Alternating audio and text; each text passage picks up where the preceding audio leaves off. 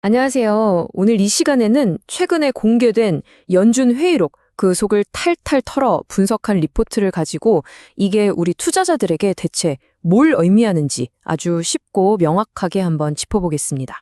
자, 바로 본론으로 들어가 보죠. 지금 시장에 딱 부딪힌 딜레마, 바로 이겁니다. 아니, 경제는 이렇게나 좋은데 도대체 연준은 왜 금리 인하를 망설이고 있는 걸까요?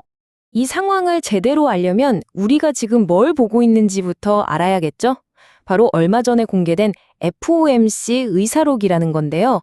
이게 뭐냐면 연준이 모여서 앞으로 돈을 어떻게 풀고 조일까 회의한 내용을 아주 상세하게 적어놓은 기록이에요. 투자자들한테는 연준의 속마음을 엿볼 수 있는 뭐랄까 거의 보물지도 같은 문서죠. 좋습니다. 그럼 첫 번째 섹션에서는 이 의사록에 고스란히 담겨 있는 연준의 핵심적인 고민, 그 딜레마의 정체를 한번 파헤쳐 보겠습니다. 와, 이 슬라이드 한번 보세요. 지금 연준이 얼마나 아슬아슬한 외줄타기를 하는지 한눈에 딱 들어오거든요. 왼쪽을 보면 경제가 너무 좋아서 GDP 성장률 전망치를 막 올려잡을 정도예요. 정말 놀라운 회복력이죠. 그런데 오른쪽을 보면 아주 골치 아픈 문제가 있어요.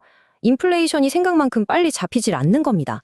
그래서 회의에 참석한 위원들 거의 대다수가 아직 안심하긴 이르다면서 이 끈질긴 인플레이션 위험을 엄청나게 경계하고 있는 거죠. 그래서 시장에서는 이제 금리 내리겠지 하고 기대를 좀 했는데 웬걸요. 의사록에서 나온 핵심 표현은 바로 질서 있는 인해였습니다. 이게 무슨 뜻이겠어요? 한마디로 우리 서두를 생각 전혀 없으니까 괜한 기대는 마. 이런 강력한 신호인 겁니다. 그러니까 가장 중요한 포인트는 이거예요. 연준 안에서도 금리를 내리자고 한 사람이 있긴 있었어요. 딱 2명. 하지만 대세는 뭐다? 신중해야 한다는 거죠. 심지어 경제가 침체 없이 고금리를 버티는 걸 넘어서 아예 착륙조차 안 하고 계속 날아갈 수 있다는 노랜딩 시나리오에 대한 믿음이 점점 커지고 있어요. 그러다 보니 리스크에 대한 생각 자체가 완전히 바뀐 겁니다. 예전에는 이러다 일자리 다 없어지는 거 아니야? 이게 걱정이었다면 지금은 섣불리 금리 내렸다가 인플레이션 불씨를 되살리면 어떡하지? 이걸 훨씬 더 무서워하게 된 거죠. 자, 그럼 이런 상황이 우리 주식 투자자들에게는 어떤 의미일까요? 어떻게 살아남아야 하는지 그 생존 전략을 한번 들여다보겠습니다.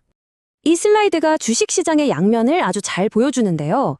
금리가 더 높게, 더 오래 유지되면 당연히 기업 가치에는 부담이 됩니다. 특히 덩치가 작은 중소형주들은 더 힘들 수 있죠. 이게 리스크예요. 하지만 동시에 이게 기회가 되기도 합니다. 이런 환경이 되니까 투자자들이 이럴 땐 역시 튼튼한 우량주가 최고야 하면서 빅테크처럼 현금 흐름이 빵빵한 퀄리티 주식으로 몰리는 거예요. 그래서 시장이 살짝 조정을 받을 때마다 이런 우량주를 싸게 담으려는 저점 매수 기회가 생기는 거죠. 이제 조금 더 복잡한 파생 상품의 세계로 들어가 보겠습니다. 지금 같은 불확실성이 여기서는 또 어떤 특별한 위기와 기회를 만들어내는지 한번 보시죠. 선물 투자자들한테 주는 메시지는 아주 명확합니다. 한 방향에 올인하지 말고 제한된 범위, 즉 박스권 안에서 사고 파는 전략을 쓰라는 거죠. 왜냐? 금리 인하가 늦어지니까 채권 수익률이 어디로 튈지 예측이 안 되고 그러다 갑자기 나쁜 인플레이션 지표라도 나오면 시장이 확 뒤집어질 위험이 있거든요. 그래서 지지선 근처에서 사고 큰 상승을 기대하기보다는 기술주는 사고 경기 민감주는 파는 식의 페어 트레이딩 같은 전략이 더 매력적이라는 겁니다.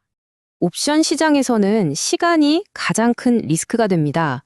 시장의 방향을 못 잡고 눈치만 보고 있으면 옵션은 만기가 다가올수록 그냥 가만히 있어도 가치가 계속 깎여나가거든요. 근데 이걸 역으로 기회로 삼을 수 있어요. 어차피 시장은 당분간 이 박스권에 갇혀 있을 거야 라고 보고 변동성이 낮을 거라는데 베팅하는 거죠. 아이언 콘도르 같은 전략이 바로 그런 건데요. 시장이 조용하게 움직일 때 오히려 수익을 낼 수 있는 방법입니다. 근데 여기서 아주 재밌는 역발상 전략이 하나 있어요. 일종의 와일드 카드인데요. 아까 의사록에서 금리 인하를 주장했던 소수 의견이 있었다고 했잖아요. 그게 무슨 말이냐면 만약에 고용 지표가 아주 충격적으로 나쁘게 나오는 것처럼 예상치 못한 일이 터지면 시장이 갑자기 급등할 수도 있다는 뜻이거든요. 이럴 때를 대비해서 아주 저렴한 외가격 콜옵션을 복권 산다는 생각으로 조금 사두는 거죠. 혹시 모를 대박을 노리는 해지 전략입니다. 자, 이렇게 각 시장별 관점을 싹 훑어봤는데요. 그럼 이 모든 걸 종합했을 때 최종 전략은 과연 무엇일까요? 이 표가 애널리스트의 최종 권고안을 아주 깔끔하게 요약해주고 있네요. 전체적인 추세는 신중한 강세장, 그러니까 경제 펀더멘탈은 튼튼하지만 금리 인하에 대한 기대감은 좀 관리해야 한다는 거죠.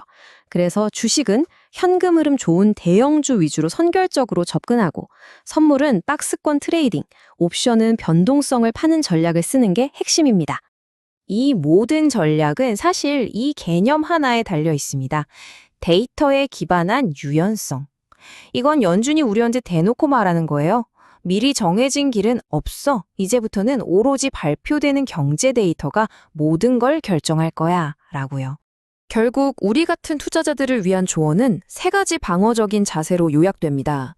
첫째, 지금은 공격적으로 방향에 베팅할 때가 아니니 리스크 관리를 최우선으로 할 것. 둘째, 기회가 왔을 때 잡을 수 있도록 현금, 즉 총알을 든든하게 챙겨둘 것. 그리고 셋째, 데이터 하나에 시장이 갑자기 휙 돌아설 수 있으니 당하지 않도록 중립적인 포지션을 유지할 것. 오늘 분석에서 딱 한 가지만 기억해야 한다면 바로 이 리포트가 강조하는 강력한 원칙일 겁니다. 성장은 믿되 금리는 의심하라. 경제의 펀더멘털은 신뢰해도 좋지만 금리 인하 시점에 대해서는 계속해서 의심하고 보수적으로 접근해야 한다는 거죠. 그리고 이것이 우리에게 마지막으로 남겨진 가장 중요한 질문입니다. 이제 모든 것이 데이터에 달린 세상에서 우리 모두는 다음 퍼즐 조각이 나타나기만을 기다리고 있는 셈이죠. 다음 인플레이션 데이터가 발표되었을 때 시장은 과연 어디로 향하게 될까요? 좋아요, 구독 부탁드립니다. 감사합니다.